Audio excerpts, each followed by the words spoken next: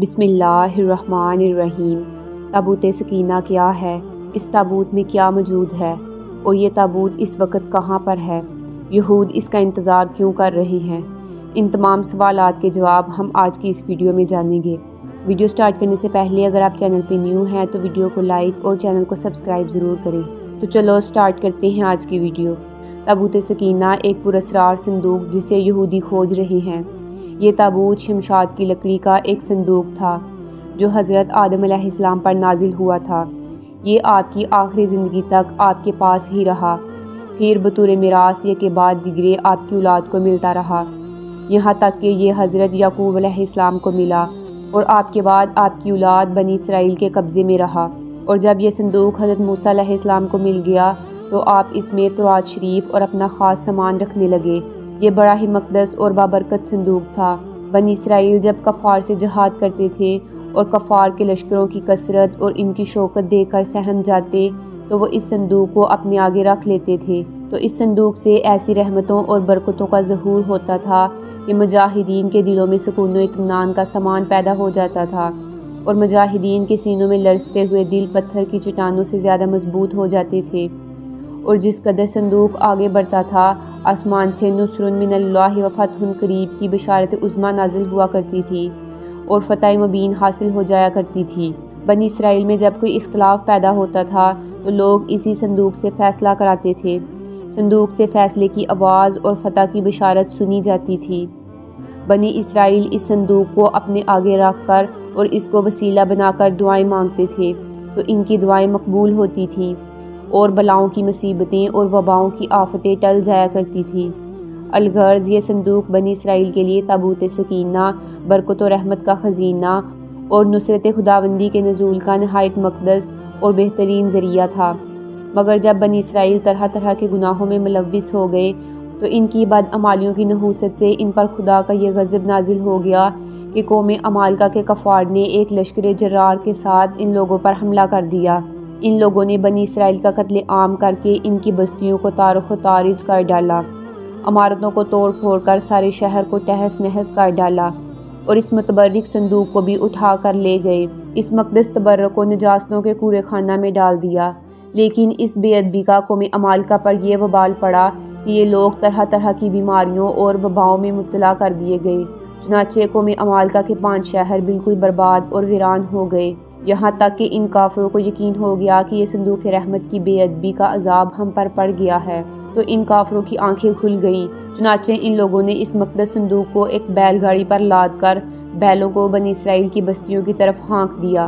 پھر اللہ تعالیٰ نے 4 فرشتوں کو مقرر فرما دیا جو اس مبارک صندوق کو بنی اسرائیل کے نبی حضرت شموئیل علیہ السلام کی خدمت میں لائے۔ اس طرح پھر بنی اسرائیل کی کھوئی ہوئی نعمت دوبارہ ان کو مل گئی اور یہ صندوق ٹھیک اس وقت حضرت شموئیل علیہ السلام کے پاس پہنچا جبکہ شموئیل علیہ السلام نے طالوت کو بادشاہ بنا دیا تھا اور بنی اسرائیل طالوت کی بادشاہی تسلیم کرنے پر تیار نہیں تھے، اور یہی شرط ٹھہری تھی کہ مقدس صندوق آ جائے تو ہم طالوت کی بادشاہی تسلیم کر لیں گے۔ چنانچہ صندوق آ گیا اور بنی اسرائیل طالوت کی بادشاہی پر رضامند ہو گئے۔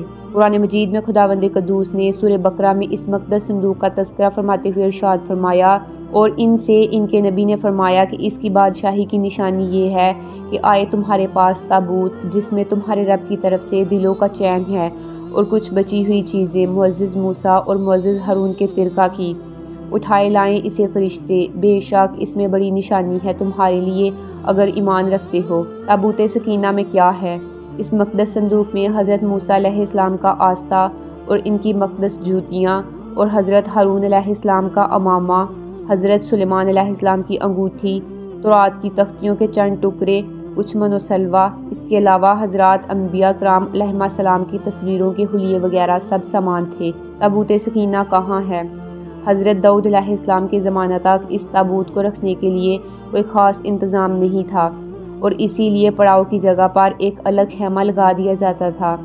حضرت داؤد علیہ السلام نے خدا کے حکم سے خدا کا گھر بنانا شروع کیا جو عین اس مقام پر ہے جہاں آج مسجد اقصیٰ موجود ہے، لیکن یہ عالی شان گھر آپ کے بیٹے حضرت سلیمان علیہ السلام کے عہد میں مکمل ہوا اور اس کو یہودی ہیکل سلیمانی کے نام سے پکارتے ہیں۔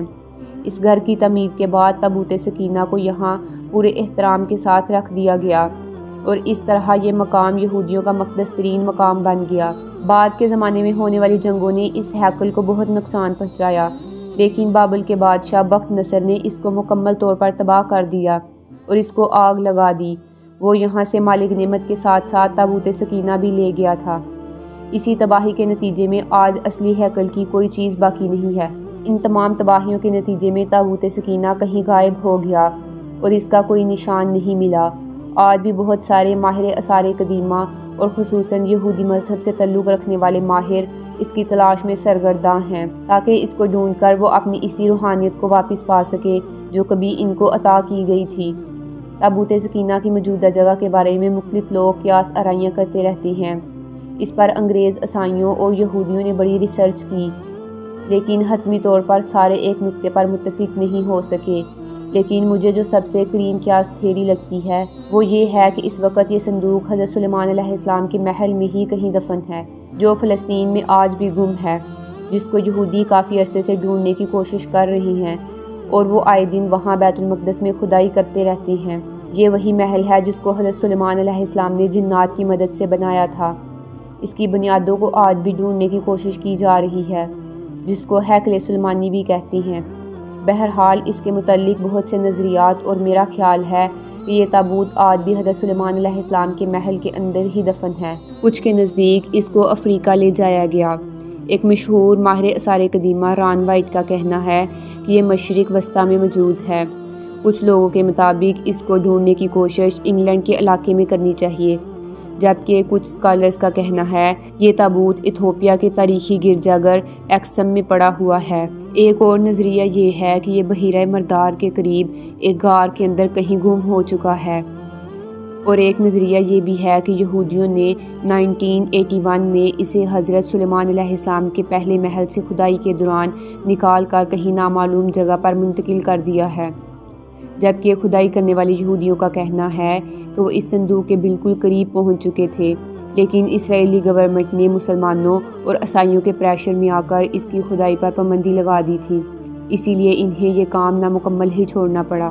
بہرحال اس کو ڈھونڈنے کی کوششیں جاری ہیں، لیکن تاحال انہیں ناکامی کا سامنا ہے۔ تو دوستو، یہیں تک تھی ہماری آج کی ویڈیو۔ اسی طرح کی مزید اسلامک ویڈیو دیکھنے کے لیے ہمارے چینل اسلامزم کو سبسکرائب کریں۔